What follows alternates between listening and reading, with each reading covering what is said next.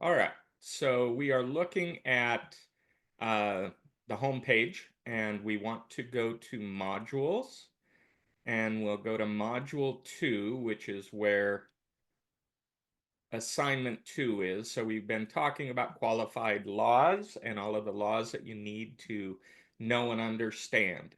So go ahead and open up assignment 2, write a notice of rights and services document. I'll expand this out so that we can see it. So as we look, you will see the Notice of Rights and Service project is made up of 6 documents. Each document is separate and distinct. There is a Notice of Rights and Services, the Residence Rights Notice, the Disclosure of Services form, the Disclosure of Charges form, Medical Emergency Policy, how to contact emergency medical services, and then the Medicaid Acceptance Policy. Each one of these documents is broken down, written or broken down in each separate section, as well as a template and instructions. So the first document we're going to look at is the Notice of Rights and Services document.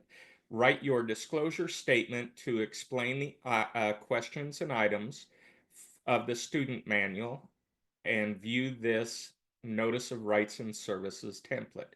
Also, directly below it, you will see a document that you can use when completing the notes of rights and services document. This is your responsibilities of the provider. So let's open up the template. Click on the link. It will open up in Google. So you're going to save this to your hard drive. Click File. Click Download and download the Microsoft Word. All right. And then you're going to go ahead and save it directly to your hard drive. What I did is I created a separate working folder that has all of the assignments in there. So as you can see, each one has a separate folder. I go ahead and open assignment 2, and then I'm going to go through and save all of the templates directly to my hard drive. All right. So once it's downloaded, it then will allow you to open up a Microsoft Word document with the Notice of Rights and Services. So when you click on that and open it up, it will open up Microsoft Word in your computer. If you do not have Microsoft Word, use office.com and you can create a free Microsoft account in order to go in and do your homework. All right. And it's always better to use Microsoft Word than Google Docs or anything other than that, because there are sometimes formulas or things that just make it open correctly, and then it enables you to save it to your hard drive and upload it properly. All right, so let's go ahead and move the, I'm going to share the screen of the Word document. All right, so now you can see the Word document in front of you. You will see that there are headers up here that says business name. You want to update everything on this Notice of Rights and Services. You want to brand it with your business name so that you're able to use this for your policies and procedures when you get licensed. So the first thing we're going to do is anything that has red up top, these are all instructions. So go ahead and highlight it and then click the delete key. That will remove it from the document.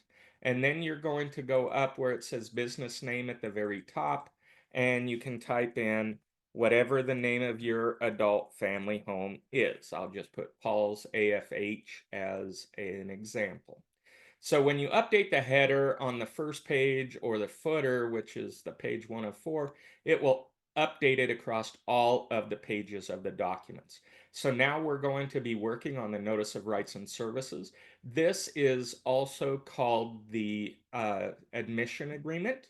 All right. So again, this says that you need all of these documents to refer to when you are creating this. As you go through, you will see yellow highlighting. Each of the yellow highlights means that it is instructions, and it says write your statements here, basically your resume, including your work experience. You want to remove all of the yellow highlighting and update it with your information. So I'm going to put in here, Paul has a home care aide certification with 12 years of caregiving experience. You can update it with all of your resume, your trainings, your specialties, your experience. It doesn't need to be a full-blown resume, just a couple of sentences or a paragraph that explains your qualifications to run an adult family home. The next question is your provider's availability in and for the home. We live and work in the home 24 hours a day, 7 days a week. All right. The next is routine hours that the provider or resident manager on site. You can put whatever you want there. If you live out of the home, you can put that you're going to be there weekdays from 8 to 5 or whatever days that you're going to be there. How to contact you or the entity representative for your business. So you go ahead and put down your information. All right, so you put down the phone number, right? 425-555-1212, and email address, Paul at paulsafh.com or whatever your email might be. And then if you have a resident manager, if you do not have a resident manager, you can put your phone number there as well. Up here, it looks like the yellow highlighting did not get taken off. So you want to highlight it, and then at the top, you're going to change it to no color because you want to remove all of the yellow highlighting through the document. Then we get to primary responsibility of the provider and resident manager. Here it says write your statement from the module. It tells you on a page and it gives you an example. Also, if you remember on let me share it with you really quick. If you remember on the assignment, it has a document that you can use when completing the Notice of Rights and Services. This is a document with the Notice of Rights and Services, and then you can just highlight whatever it is and copy and paste it into your Notice of Rights and Services document, okay? So I'm going to just paste it in there and delete the yellow because you don't need that, all right? So you should be good there. And then it asks about care management decisions. The provider makes the following care management decisions. And the instructions are write your statements here. Day-to-day decisions about your care needs are based on the negotiated care plan, and urgent healthcare issues may be made by the provider and or the resident manager. And it talks about what decisions you are capable of following the healthcare decisions, and then the examples. So answer that, make sure that you remove all yellow highlighting. The same with availability of nurse delegation in the adult family home, availability of skilled nursing in your adult family home, the management of residents' funds, and then just updating everything else in there. Once you're done, go ahead and save the document to your hard drive, and you will be asked to upload that later in the assignment. All right. So now we go back and look at assignment 2. The second document is called Residence Rights.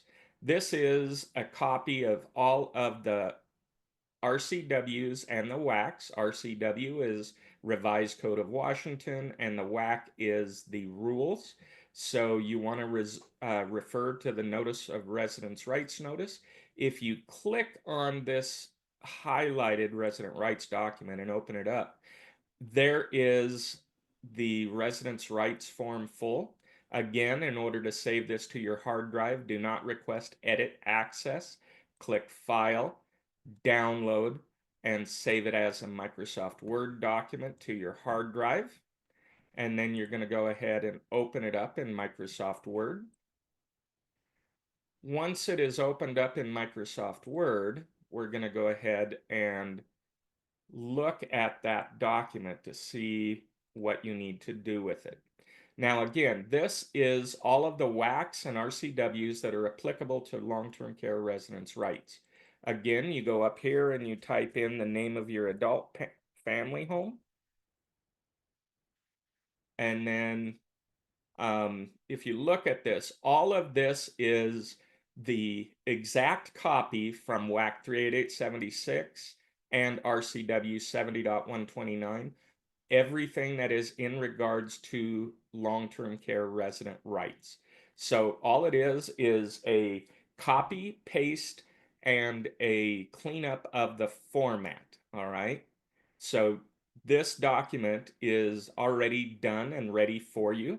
All you really have to do is update your business name at the top and again the business name at the bottom. Um,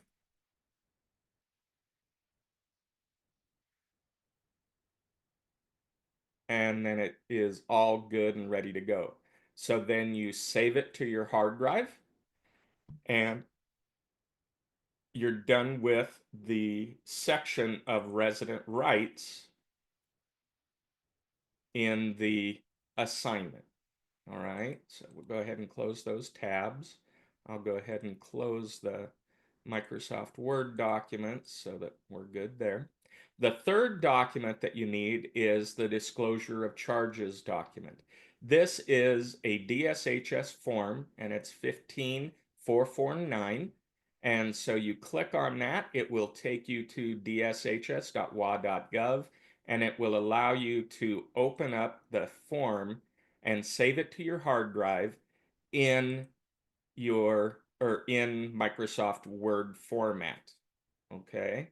So once you do that, you're going to want to open up that document in Microsoft Word, and then you're going to look at all of the rest of the instructions. It says downloaded the disclosure of charges form, see your notice of rights and services disclosure, and then there is instructions for how to complete the disclosure of charges.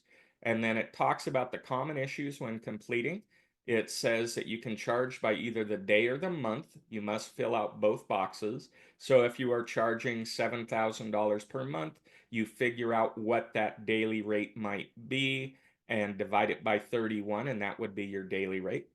You would enter your low daily rate and then multiply by 31 to obtain the minimum monthly rate. And then you would do the same for high daily rate. Okay, so do 31 instead of 30. And so when you are filling this out, there are different levels of care. The first is somebody that is coming in and they're highly able, they're capable of taking care of everything, they only need minimal directions, and as such, they don't pay as much as somebody who is bedbound and requires a lot of services, help to the bathroom or incontinence or any of the issues that they might be. Maybe they're in a coma or they're fed by a G tube, gastronomy tube, or they're on a ventilator or something like that. So that would be the high daily rate. So instead of $5,000 a month, maybe you're charging $12,000 a month, okay? So the low would be what you would charge for a resident that doesn't require very much care, and a high would be the extreme opposite to where you're basically doing everything for them. And then if you ask for any deposits or prepay or minimum stay fees, you will put those down in the disclosure of charges as well as your refund policy. You must refund all residents' deposits with the exceptions of those that are not refundable and it needs to be spelled out. Also, you want to copy or summarize your Medicaid acceptance policy if you tick the accept Medicaid payments under the following conditions box. So let's go ahead and take a look at that form. So we've opened it up in Microsoft Word. Here you would put the home or provider's name, the licensing number, and the date. And then you're going to go through here line by line and look for it. The home is a private pay facility and does not accept Medicaid. The home will accept Medicaid under the following conditions. So whichever one, you can just click on that and then change it to checked or not checked. All right. And let's say you will accept Medicaid under the following conditions. So, Medicaid is accepted if the resident has resided in the adult family home for more than X number of uh, days or weeks or whatever. So, if they've resided in the adult family home for 12 months or 1 year. Okay, so anything that you want. And then any additional comments regarding Medicaid. In order to fill out any form that is like this, you need to click on the gray button and write your information there. If it's a checkbox, do what I showed you earlier. You double click on it, and then it will allow you to change it from checked or not checked, okay? Next, we go down and answer all of the questions. If you have a deposit, you can put that in here and the amount on the left or on the right. Prepaid charges, any charge that they have, and any charge amount on the other side. And then if you offer any other fees, like fees for your, maybe they have cable TV in their house or something like that, anything along those need to be put there. So under here, you write your provider statement for daily or monthly rates. You fill out the low and the high for the following monthly rates on a monthly basis. And then this is for the daily basis, okay? So let's say that you are charging $5,000 for the monthly rate or $12,000 for the high rate, okay? And I do recommend that you put in the comma just to make it easier to read. And then what you will do is you'll open up your calculator and you will figure out what the daily rate is by taking the monthly rate, dividing it by 31, and putting in the result there. And in this case, it'd be $161.20 or 30 cents per day. All right. And then the $12,000 would be 12,000 divided by 31, and it would be $387.10, right? 387.10. And then personal care, if you have a base rate that you use and then you add additional rates for any of these personal care items, you would put that information down there. If it is included in the monthly rate, just check this box. All right. So you can decide how much you're going to charge your residents. Then it talks about management of the medication and medical services, any other services that you charge, any items, activities that you charge, other charges that may or that may not be covered by Medicaid or Medicare, and then you sign it and the resident or the resident's representative sign it. Make sure and save this to your hard drive, and then we can go back to the assignment 2 in Canvas. All right, so the next document that we're going to be working on is the disclosure of services document. So you click again on the form to download. It'll take you to dshs.wa.gov. You click on the English Microsoft Word format. You save it to your hard drive, and then you are able to open up that document in Microsoft Word and edit it from there. So if you look, you will see that You want to use the class examples of disclosure of services, and then you want to write or summarize your Medicaid policy in the appropriate box as you did on the disclosure of charges, and be sure to accurately represent the presence and involvement of LPNs and RNs and your nurses. If you look at the examples here, it will tell you what to put in each one, okay? And then if you ever are 100% unsure and you want to see what other people are able to put in there, you can go into Google and type in DSHS AFH locator. That will open it up in uh, Google, so you can go directly to the AFH locator on dshswa.gov.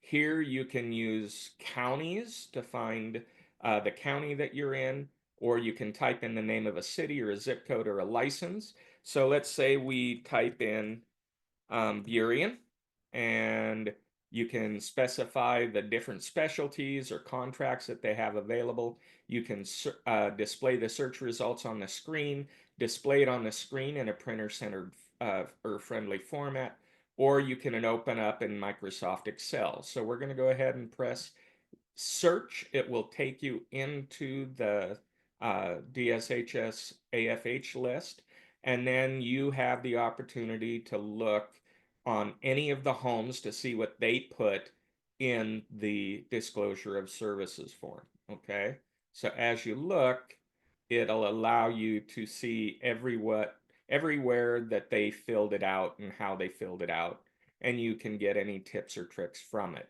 All right. So that is a good thing to do. Or you can just use the example sample on that is there. So it says the provider statement, your chance to brag.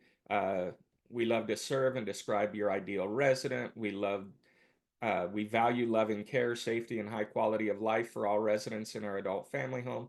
We offer, and then you put in the type of care and services that you offer. You put in your credentials and experience, and then you can put your website address in there.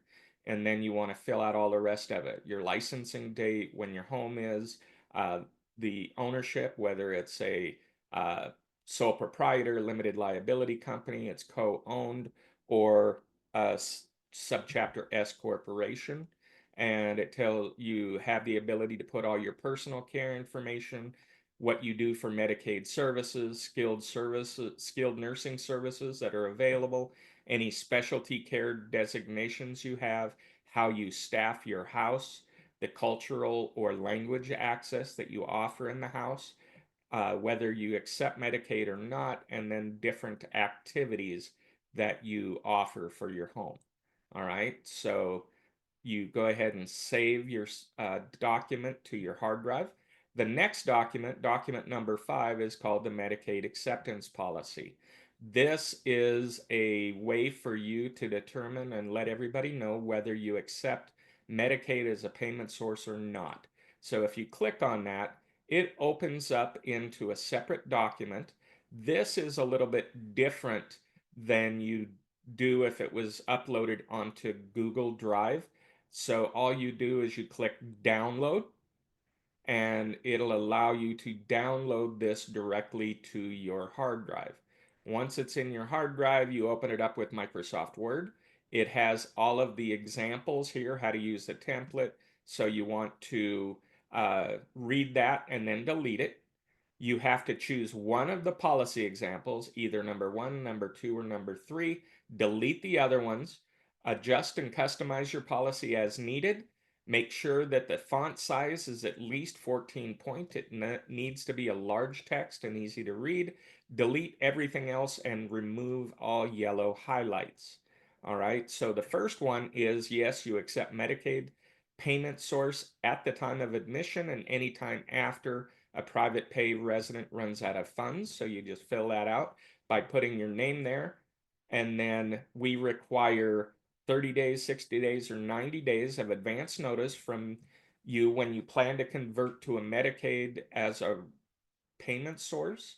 The reason why you do that is so that you know that they are changing from private pay to Medicaid, and it also gives you time to work with them to go through the Medicaid policy or the Medicaid evaluations that Medicaid goes through. All right. The other example is you will accept Medicaid as a payment source as long as the resident lived in your home for 6 months, 1 year, 2 years, 3 years, or however long you want that resident to be a private pay resident. And it says, no, we only admit or retain residents for which we can safely care for, and the services required by the resident must be within the scope of services that we offer. And then you require 30 to 60 to 90 days advance notice, just like I mentioned before. And then you allow them to sign or date it. The third example is you do not accept Medicaid at all. So you fill that information out. And remember, whichever one you choose, you're going to remove all of the rest. All right.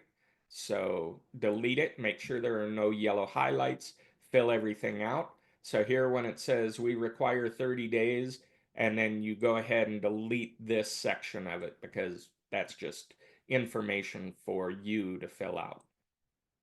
So the last document that you need to fill out is your emergency medical or medical emergency policy.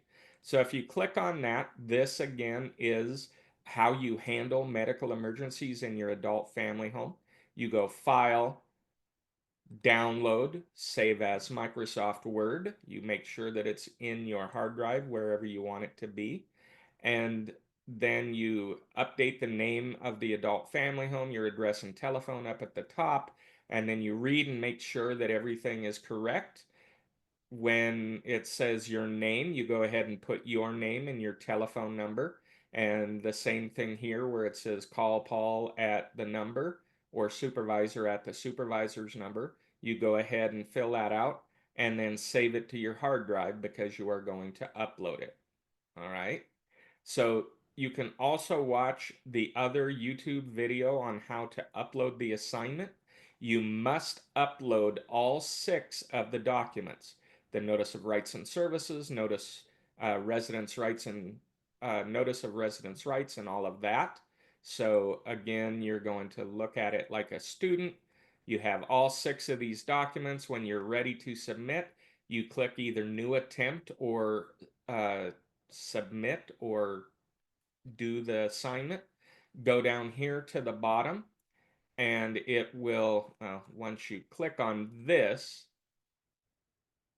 it will come up down here and it says make sure to add files until you have 6. So you just keep clicking add another file until you have 6, and then you're going to upload each one separately, right? So we go back to the working folder, your assignments, assignment 2. The first one that you're going to upload is the Notice of Residence Rights. The next one that you're going to upload is the resident rights full explanation. Then you're going to write the disclosure of charges. Then you're going to upload the disclosure of services. And then you're going to upload the Medicaid emergency or the Medicaid form. Okay, so we'll go ahead and do that. And then you're going to upload the last document, which is the medical emergency plan. All right. Then you're going to submit the assignment. Wait until you get all the confetti coming down, confirming that it has been submitted, right? All right. And then you'll see on the right-hand side all of the documents that you've submitted, and then it will allow you to come back and look to see if it actually has been graded. All right. So that is how you are going to submit assignment 2. Thank you.